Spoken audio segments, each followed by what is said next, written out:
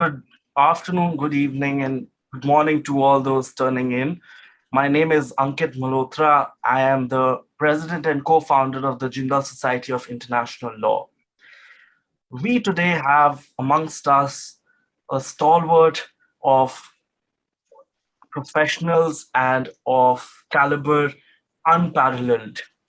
I will not take much time and share what the society is about. But I would like to dedicate this moment to someone who has inspired me and also the entire international and also domestic legal community. We have been inspired immensely by Mr. Soli Sorabjee. My father and uncle penned their thoughts in Mr. Sorabjee's book. This is a book written on him, and I share it here for everyone. And I would like to share two paragraphs from this. My father wrote, as a lawyer, I shared with him fond memories, international conferences, venues over the globe, court appearances, events at IIC, book releases, discussions, seminars, engaging dialogues, and creative writing. We have shared umpteen platforms. All our 8 books have merged with his blessings. Always an encouragement, a pat on the back, a foreword, a preface, a book release speech. He has never missed an event for us. Never a no. His thoughts, insights, and views have always ignited our academic writing and professional goals. To this and to others, my uncle wrote certain episodes and hilarious moments from our travels to so many countries are firmly chiseled and etched in our memory box. A travel diary compendium can well be put together. And one such instance was when my uncle was traveling with Mr. Sorabjee, and a diplomat came and asked for Mr. Sorabjee's passport and adjusted his passport. The diplomat took his time to return, and in the interim, I remember my uncle sharing with me that Soli Sorabjee uncle remarked that the justice is now stateless. Zena ma'am, Zena auntie, as I know ma'am, and now invite ma'am, who is also the founder of the Brilliant Stars non-profit school in the state of Tripura. She also serves on the board of directors of the Barley Development Institute for Rural Women in Madhya Pradesh, the institute which conducts programs on literacy, public health, vocational education for rural and tribal women. Ma'am, floor is yours. Thank you, Ankit. I'm deeply grateful to Dr. Rajkumar and also to Ankit for having organized this memorial lecture uh, in Soli's name. Truly, uh, we have been associated with the Malhotras for many, many years. Ankit comes from the family of the Malhotra brothers, and we familiarly call his father and uncle the Malhotra brothers. And they have been most caring in looking after Soli whenever he went to London for a trip, and also in Delhi and any place in India that he went to. Soli was very fond of the India International Center. It was his second home, and he went there every day. And when Ranjit or Anil Malhotra happened to go to Pune to visit the daughter, they would not forget that Soli loved the Shrewsbury biscuits from the Pune Kayani bakery. So even though it was a very crowded place, they would go there and fetch the biscuits and give them to Soli. And he enjoyed them, though he was not supposed to, because they were all sugar and he was diabetic. But he never listened to us. He did exactly as he pleased. So Soli never controlled his diet. He would eat anything and everything that he enjoyed, and then take his diabetic medicines alongside. So Anil and Ranjit showed how much they cared for Soli, and Soli also responded the same way. Uh, I think he was present at all their book launches and released their books. I think practically everyone. And Anil and Ranjit like to remember that. Anil and Ranjit also would look after Soli when he went to any one of these diplomatic functions. And most times it was Ranjit and Anil who were wheeling him on his wheelchair into the function and let him enjoy himself as he could.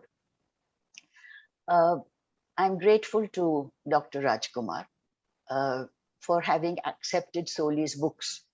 When Soli passed away, I was wondering what we should do with his books, not the legal books. Those legal books went to Zia, but the other books was something that I was very worried about, and I didn't know what to do. So I called Dr. Rajkumar and asked whether they would like to have Soli's collection of books.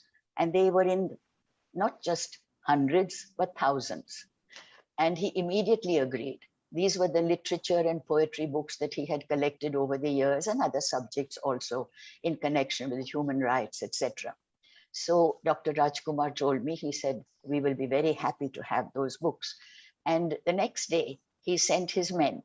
And within a short period of time, these men had managed to pack the books in about 74 cartons and wheeled them away in a truck. And the bookshelves were empty. I was really grateful because I used to ask Soli when he was alive, what shall we do with your books? Why don't you think, who do you want to give them to? And he would turn around and look at me and say, nobody is supposed to touch my books.